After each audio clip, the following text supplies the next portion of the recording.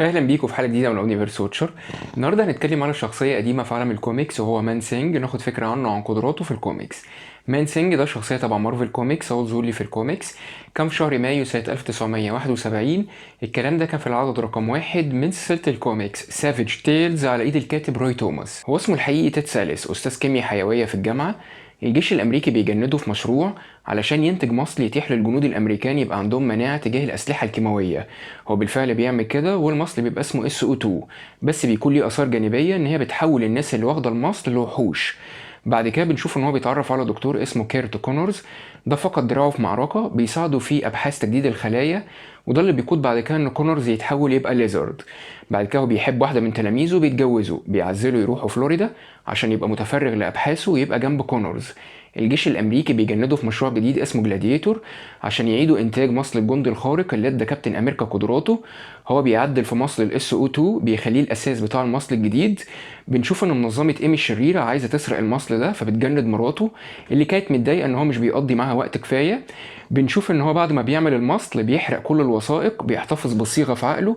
مراته بتقوده الكمين، هو بيهرب، بيحقن نفسه بالنسخه الوحيده الموجوده من المصل، بيقع في المستنقع بالعربية بتاعته. بنشوف ان هو المفروض كان يموت، بس الطبيعة السحرية للمستنقع امتزجت بالمصل، وبنشوف ان هو بيتحول لوحش مستنقعات ضخم على شكل بشري، ما عندوش عقل او ذكاء، بيهاجم عناصر ايم وبيقتلهم كلهم، وبيشوه وش مراته. هو بيجيله احساس بدائي كده ان زمايله السابقين في المعمل ممكن يساعدوه. ايم عرفت تضحك على الكرويين، فهمتهم ان الناس اللي شغالين في المعمل دول سحرة وبيعملوا وحوش. الكرويين بيحاصروا المعمل وبيضربوا مديرة المشروع بالنار.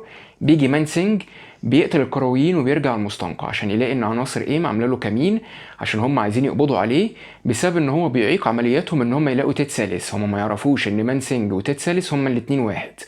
بيقبضوا عليه بالفعل. في واحد اسمه كيزر، زمايل تيد بيطلبوا مساعدته عشان يلاقيه، عشان هم بيدوروا عليه بقالهم فتره. بعد كده بنشوف ان كيزر بيلاقي عناصر ام بتهاجم مانسينج، بيخش قصادهم في معركه، بيقع في نفس الحفره اللي فيها مانسينج. مانسينج مش بيعرف يحرق كيزر علشان هو مش خايف منه، بيخشوا قصاد بعض في معركه.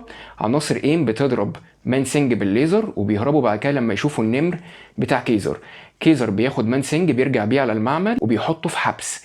بنشوف ان كيزر بيعرف ان في 2 من العلماء تم اختطافهم من قبل ايم، بيقرر ان هو يروح يحررهم. مانسينج بيحرر نفسه، بيروح وراه. بنكتشف ان في واحد من الاتنين دول عبارة عن عميل لايم متخفي. بيجي مانسينج بينقذ الجميع وبيموت الخاين وبيدمر المكان ده. كده بنشوف مراته بتعرف ان مانسينج وتيد ساليس هما الاتنين واحد، بتشيل الضمادات بتاعتها، بيطلع انها خفت، بتقول له انا ما بقتش خايفه منك، بس مانسينج مش بيبقى فاكرها وبيسيبها ويمشي. بيقابل بعد كده جينيفر كيل واخوها اللي بيكونوا استدعوا شيطان بالغلط عن طريق ان هم قروا في كتاب السحر بتاع جدهم. الشيطان ده بيطاردهم، مانسينج بيدافع عنهم. اخو جينيفر بيحرق صفحه الكتاب اللي فيها التعويذه، بتتفتح بوابه، مانسينج بيزق الشيطان ده وبيرجع البعد بتاعه. مانسينج كان واحد من الابطال اللي دافعوا عن الارض من هجوم دورمامو والدارك دايمنشن. ذا سينج بعد كده بيجي عشان يتخانق معاه عشان هو كان مقتنع ان هو سرق الاسم بتاعه. بيقابله واحد اسمه موليكيول مان صن، ده بيحولهم لشكلهم البشري. تتسلس بيرجع لاول مره من اول لما بيقع في المستنقع، مش بيبقى فاكر اي حاجه. الاتنين بيتحدوا مع بعض، بيدوروا على الشرير اللي بيرجعهم تاني لشكلهم، بيخليهم يحاربوا بعض. بنشوف ان ذا سينج بيشتت انتباه الشرير وبيرمي عليه طين من مانسينج، العصايه بتاعت الشرير بتقع على الارض، فهو بيتحول لتراب. هو بيحرس حاجه اسمها نيكسس اوف اور رياليتيز، دي بوابه بتوديك اي حته في المالتيفيرس. اختلفت الاقاويل على النشأة بتاعتها، بس طبقا لماجيك تيد ساليس وهو بيعمل مصل SO2 عمل اتفاق مع شيطان اسمه بيلاسكو، في مقابل ان هو هيساعده دلوقتي، هو هيتسبب له بمشاكل في المستقبل. تيد ساليس قال انا موافق، وقتها انا هتصرف. اللي ما كانش عامل حسابه هي ان مراته هتخونه وان عناصر ام هتهاجمه. هو بيحقن نفسه بالمصل وبيقع في المستنقع. بنشوف كوكتيل غريب حصل، المصل امتزج بالطبيعه السحريه للاتفاق بالعناصر الكيميائيه اللي موجوده في المستنقع.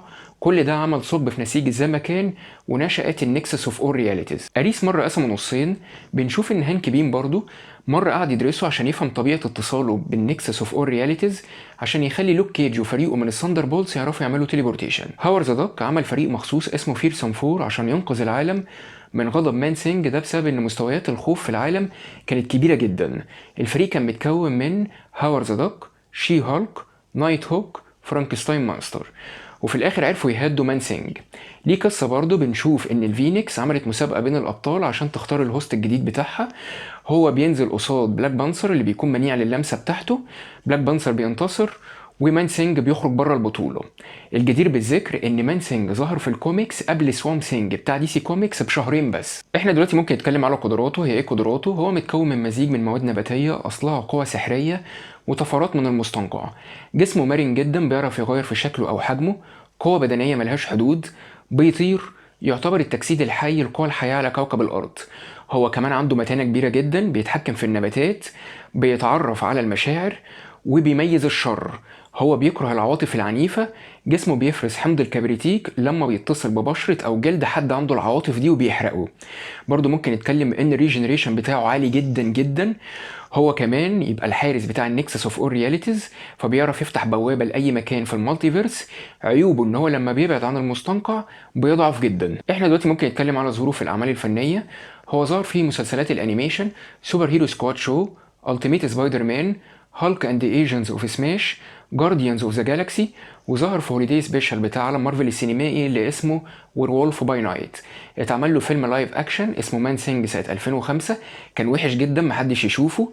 وظهر في فيلم الانيميشن هالك وير مانسترز دويل. وبرضه ممكن نتكلم ان هو ظهر في العاب فيديو جيمز كتير جدا. مؤخرا طلعت اشاعات ان مارفل بتقرر انها تعمل له عمل فني جوه عالمها السينمائي اللي هو الام سي يو. محدش متاكد دلوقتي هيبقى مسلسل ولا فيلم. بس كده، دي كانت حلقه سريعه اتكلمنا فيها عن مان سينج في الكوميكس وخدنا فكره عن قدراته ونشاته. انا عايزك دلوقتي تقولي في الكوميكس انت ايه رايك في الشخصيه دي؟ ايه رايك في التشابه الكبير المريب قوي ما بينه وما بين سوام سينج؟